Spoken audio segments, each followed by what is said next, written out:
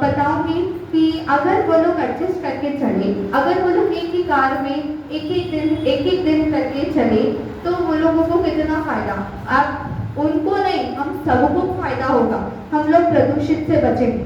और फैक्ट्रीज और इंडस्ट्रीज के तो आप लोगों ने सुन ही लिया है, तो जिस तरह से धुआं निकलते हैं वो फैक्ट्रीज और इंडस्ट्रीज बल्कि सिर्फ वायु को नहीं बल्कि जल और मृदा को भी प्रदूषित करता है। तो अब मैं बताना चाहूंगी आपको जल प्रदूषण। तो आप सभी को मूसा नदी पता है, राइट? आप सभी को मूसा नदी पता है। तो पहले के जमाने में वही मूसा नदी इतना शुद्ध होता था कि मूसा नदी का पानी वो लोग पीते थे, हम लोग पीते थे। मूसा नदी का पानी कितना शुद्ध होता था।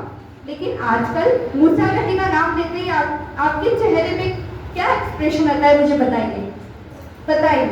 छी छी होता है या नहीं? पहले के जमाने में तो हम लोग पीते थे, परंतु अब हम लोग छी बोलते, क्यों? हमारी वजह से। अब हम लोग जो गणेश जी या अभी गणेश चतुर्थी गई है, अभी नवरात्रि आई, तो उसके जो आइडल्स है, गणेश जी की मूर्तियां हैं, जो माता जी की मूर्तियां हैं, वो हम लोग पीओपी से बना रहे हैं।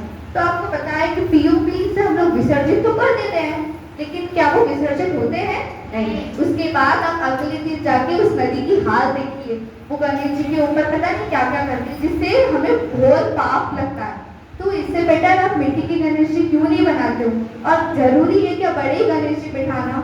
नहीं, हम तो छोटे गणेश जी में बिठा सकते हैं, भक्ति है वो हमारे दिल में रहती है। तो हम लोग छोटे गणेश जी बिठा के, मिट्टी की गणेश जी बिठा के उसे विसर्जित करते हैं, जिससे कि वह पानी में अच्छे से मिल पाए और हम और प्रदूषित भी नहीं होगा और जल भी साफ रहेगा और हमें पाप भी नहीं लगेगा।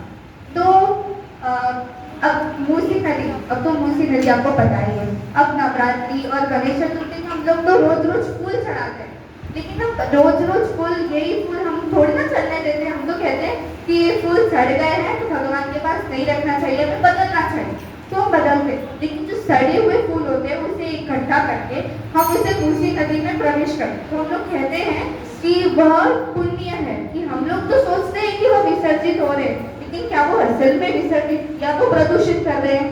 बताइए। अभी हमारे न्यूज में कितना आया है, क्रोकोडाइल्स और जानवर, कई प्रकार के जानवर अपने नदी में पाए जा रहे हैं। क्यों पाए जा रहे हैं? हमारी वजह से। हम लोग इतना प्रदूषित कर रहे हैं। हम जो वायु लेते हैं, ऑक्सीजन, ऑक्सीजन तो हमारे जीने की वजह है, लेकिन ऑक्सीजन ही वो प्रदूषित हो रहा है। क्यों? क्योंकि ये प्रदूषण की वजह से। तो मैं अब आपको बताना चाहूंगी मृदा प्रदूषण।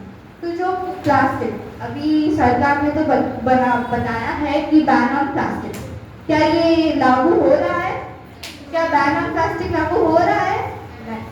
आपके घर में, मेरे घर में, सबके घर में प्लास्टिक अभी भी यूज हो रहा है। और प्लास्टिक, अगर हम प्लास्टिक को उपयोग कर रहे हैं, लेकिन हमें ये भी तो, जब हम प्लास्टिक कवर को फेंकते हैं तो वो मिट्टी में क्या वो डिकम्पोज होता है?